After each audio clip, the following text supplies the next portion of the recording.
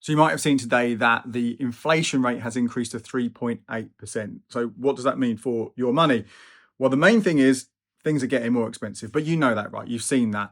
And that 3.8% is an average increase over the last 12 months. So something you spent £100 on last year, like an average basket of different goods, will now cost you £103.80.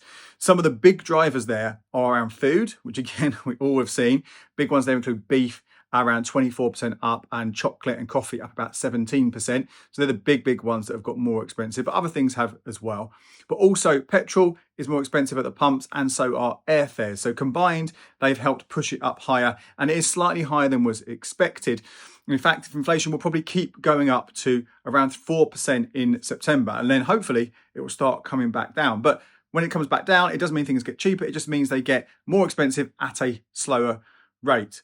So there is going to be some impact from this latest rate, this slightly higher than expected rate on your finances. One of them is that train fares next March, they're normally the rate of inflation for July, the one that's just been announced now, plus 1%. So we could see a 4.8% increase next spring. Of course, although the government might cap that, they might change that, but that's one thing we could see happening.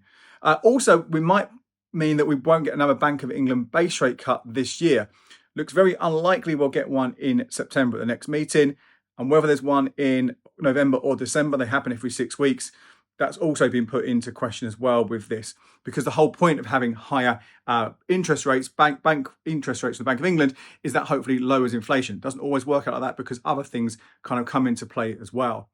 So one thing you can do now, though, if you with this inflation rate, is to make sure that your savings are earning more than that 3.8%, which is possible, very possible, but it is a lot harder because we have been seeing interest rates fall a lot over recent months. So if you do want to find the best accounts, the ones that do get higher than this, make sure you head over to becleverwithyourcash.com/savings, where every day myself and the team are updating those top rates.